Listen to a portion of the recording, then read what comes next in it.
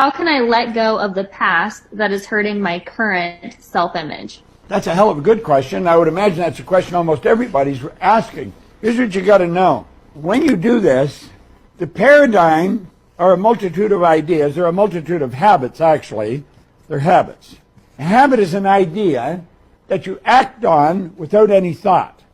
So if you consciously observe, just consciously observe your own behavior, you'll see the results you're getting and you'll know why you're getting, because this is the way I do things.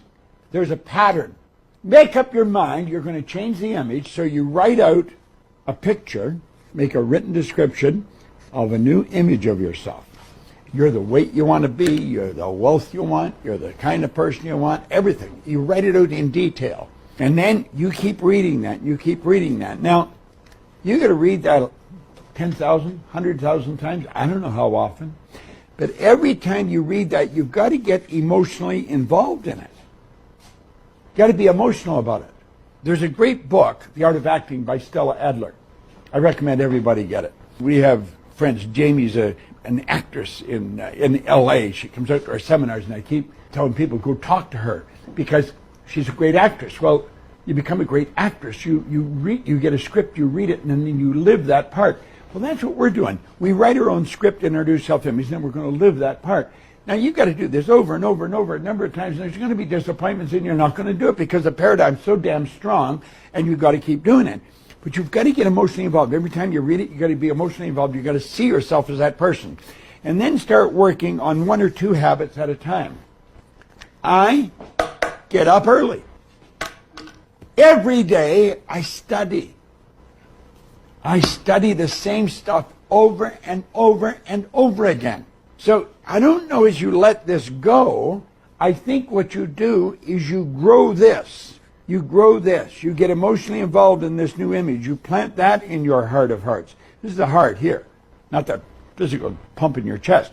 The heart of hearts is the part Solomon talked about. As a person thinketh in their heart, so are they. Okay? So you keep doing this, and you keep doing this, and as you do this and keep doing it, over a period of time, this starts to grow and starts to become strong, and this starts to die for a lack of nourishment. So I don't know, as you really let the old one go, I think you overpower it with the new one, and the old one dies for a lack of nourishment. Every now and then I still have flashes of that old Bob, that guy that doesn't keep his word, that says he'll do something and doesn't do it.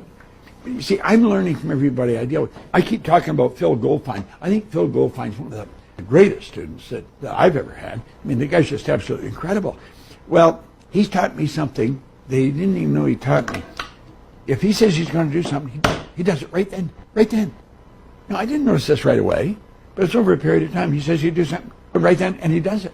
He doesn't leave it hanging around. Leave it hanging around, you might not do it. He does it right away.